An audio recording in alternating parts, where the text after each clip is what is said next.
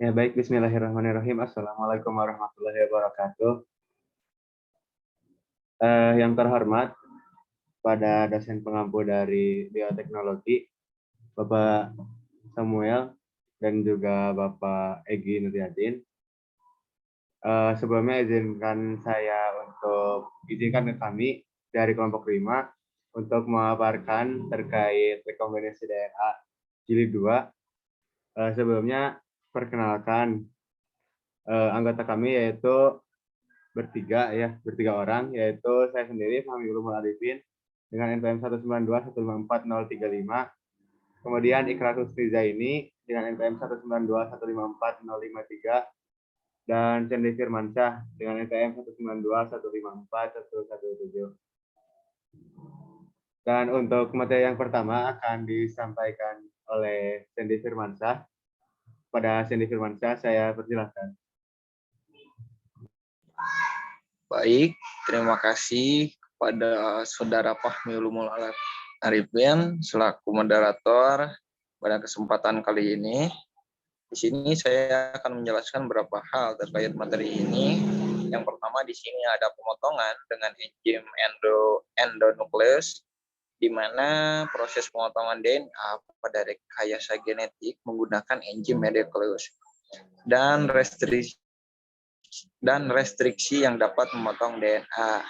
Penggunaan enzim ini dimulai dengan pengenalan urutan nukleotida dan akan memotong ikatan fosfodiester. Setelah dipotong, DNA disambung dengan DNA target, di mana menggunakan enzim ligase. Enzim ligase ini disebut dengan sebagai lem DNA yang menyambung ikatan fosfodiester yang telah dipotong oleh enzim restriksi. Next.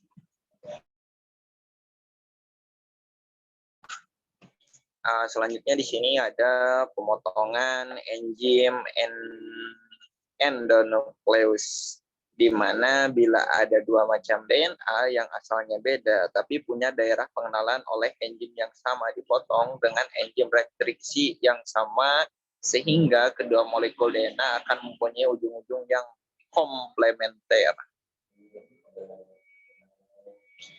Dan di sini ada penyambungan DNA, di mana penyambungan molekul DNA dapat menggunakan enzim DNA ligase yang gennya berasal dari, yang pertama di sini ada genom virus atau bakteriofag. T4 atau T4 DNA ligase mampu menyambungkan DNA ujung kohesif maupun tumpul dan mampu menyambungkan RNA dan DNA. Yang kedua di sini genom bakteri E. coli yang hanya mampu menyambungkan dua ujung yang kohesif.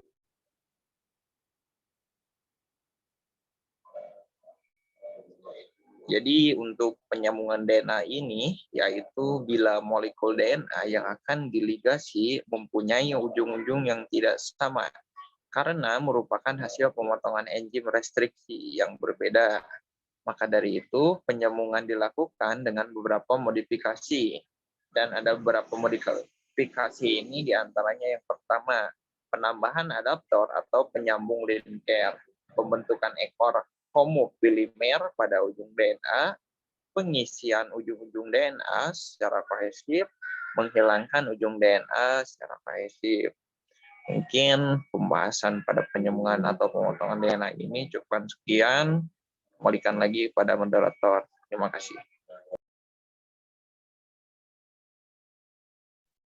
Ya baik, terima kasih kepada Sandy yang telah memaparkan materinya.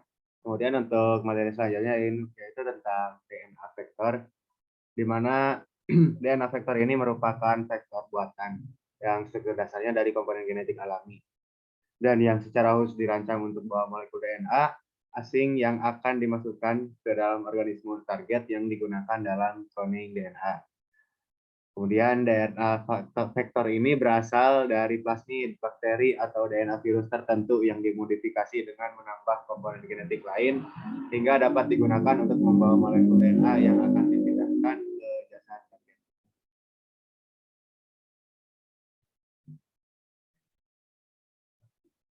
Kemudian terkait komponen-komponen yang penting pada suatu DNA vektor, ini ada 3 jenis. Yang pertama yaitu ORI ataupun Origins of Replication, di mana ORI ini menjadi titik awal dari proses replikasi itu sendiri.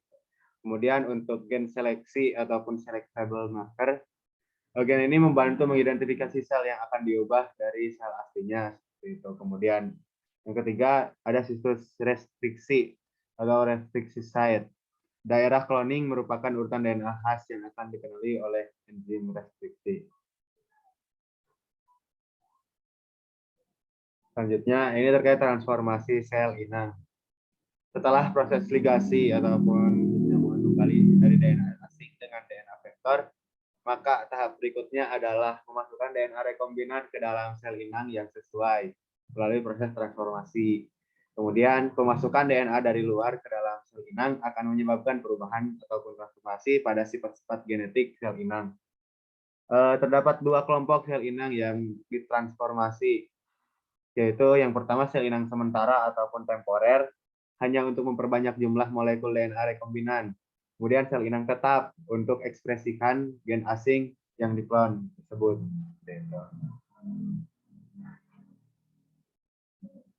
Kemudian selanjutnya adalah sel inang Escherichia coli. Escherichia coli merupakan bakteri yang sering digunakan dalam rekayasa genetika sebagai sel inang untuk proses rekombinan. E. coli merupakan bakteri gram negatif berkromosom tunggal dalam bentuk nukleoid. Bila ekspresi gen asing dilakukan dalam sel bakteri E. coli, maka sel Escherichia coli dapat berperan sebagai sel inang untuk memperbanyak molekul DNA rekombinan sekaligus untuk mengekspresikan gen asing yang diklon. Mungkin cukup sekian materi yang saya bawa. Selanjutnya saya lanjutkan kepada Ikrar. Saya silahkan. Terima kasih kepada moderator Saudara Fahmi yang telah mempersilahkan saya untuk menyampaikan materi selanjutnya mengenai proses transformasi sel inang E. coli dapat dilakukan dengan cara-cara seperti berikut. Yang pertama, teknik induksi kompetensi sel secara kimiawi, yang tentunya diikuti kejutan panas. Yang kedua, teknik elektroporasi dengan kejutan aliran listrik bertegangan tinggi dalam waktu pendek. Terbentuk lubang pada permukaan sel, selanjutnya DNA masuk.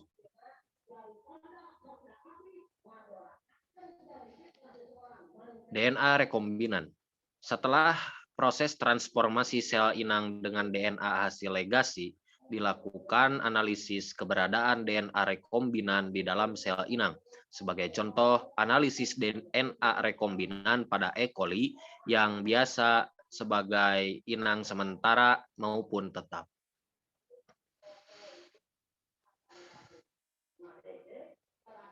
Secara umum, cara analisis keberadaan DNA rekombinan dalam sel yang ditransformasi adalah sebagai berikut. Yang pertama, analisis restriksi DNA, hibridasi dengan pelacak DNA, analisis ekspresi gen asing yang diklon, amplifikasi DNA dengan teknik PCR atau polimerase chain reaction, dan penentuan urutan nukleotida DNA sequencing.